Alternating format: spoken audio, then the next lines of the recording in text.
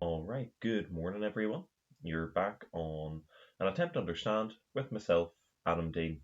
Thank you for joining me again, and I hope your day is going great. My day began about 5 minutes ago, hence the sleepiness. So, exciting times, exciting times. Okay, um, so yes, today people were going to talk about a bucket list. A bucket list is something that they base a lot of little movies around with really old popular actors so they can seize the rest of their life. And it was suggested by a close family member of mine that I create a bucket list for things I'd like to do before I turn 30. I turn 26 later this year, which is a little scary, and I thought I would talk about it today. So let's run through. Today is a positive day. Today we take my first request. As I said, a close family member of mine has suggested that I discuss this bucket list idea, and I'm certainly interested by it. So, in my best interest, I am keeping the list as small as a contemporary cone of chips. So, let's just dive into this salty good time. So, number one on the bucket list is to marry May. May is my partner of going up on 9 years this year. Um, I knew, like I said, first and foremost is to marry my partner May. We are already planning the day, so this isn't a surprise to her, thank goodness. But it does remain in first position as she is my light and my guiding figure. She does calm all of my qualms and she soothes my soul. She challenges my mind and tickles my ribs, and her game show knowledge would strike fear into any pensioner, and I cannot wait to call her my wife. Number two is to own a typewriter. Obviously a step down from eternal love, but very achievable goal all the same.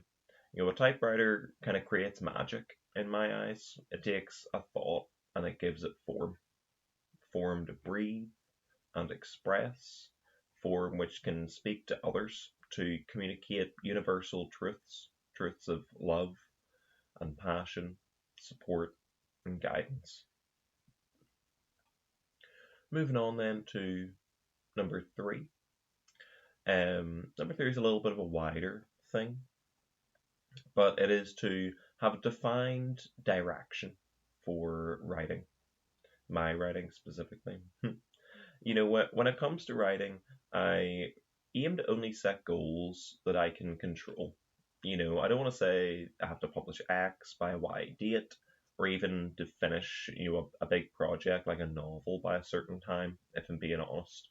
I just feel if I put all this importance on finishing a project, I may spiral into other projects, either out of a perfectionism fear or some other form of procrastination. Instead of that, I'm going to continue kind of my exercise in exposure. And, as mentioned last week, we will be rebranding slightly and focusing on outputting some fiction work for the next while. And, I kind of hope that that will obviously increase kind of my writing skill and also provide the required experience to work my way up into longer work. But as I said, a bit more of a wider set, that one. It's not really just to do one thing or one kind of traditional goal that you would have people set. Because, like I said, I really want to focus on setting things that I can control and act on myself. Setting your own measure for success is always a much better approach than setting someone else's standards. Number four, then, is to go on and learn an instrument. I've always loved music, and I mean, like, who doesn't? But I've never really taken the connection with an instrument. Admittedly, I have had several opportunities. I got a guitar for Christmas in my childhood. I was feeling like a rock star, and I just put like no attention into trying to play. or the violin I for some reason signed up for in primary school and then promptly forgot the thing every week at lesson time. I remember I understood reading music for like a lesson or two in school, but the effort to pursue again was just not there. But now a little older, hopefully a little wiser, I'd like to try again, to try this, to learn this other form of expression and mastery.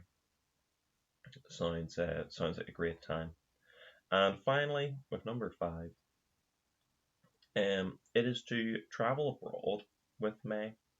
Obviously I'm from the UK, and I haven't really been away before, like far away. you know, Growing up, it just wasn't really an option. And in the past few years of just living life and paying bills and stuff like that, it just never really became reality. It always seemed expensive, and the risk of sunburn always seemed way too high. But that said, after kind of this lovely past Saturday spent with May walking through gardens and discussing fantastic art, that I thought I would love to do this for the rest of my life. So away we'll go. Where? Nobody knows. But like that's a few items I've been able to nail down for the bucket list idea. Thank you for listening. We're not going to go on too long today. It's going to be a very little short week with it. But I appreciate everyone listening that has tuned in. And, hopefully this has inspired a couple ideas for your own bucket list. Obviously, really simple idea. And most people have wild experiences, bungee jumping and stuff like that. I think in the original draft of this bucket list, I put like to try stand up comedy just to kind of tick it off, because I went to one open mic night earlier this year, and that was nice just to do it, man. Sometimes you just have to do something to quiet the voice in the back of your head. That's why I got my hand tattoo that says "Love More" in red lettering, because I just had in the back of my head like a million voices being like, "Oh well, you could leave your job and you could do this. You could go to the military somewhere, or you could be a paler or something." And it's like I was never going to do any of those things. Like I had no passion or drive or proper reason to want to change my life up so massively. But I was just in such a depressed place with my work at that time, and I just wanted to run away. And I was like, I need to limit myself in the amount of places I can run to, because it's just crushing my mind having all of this option.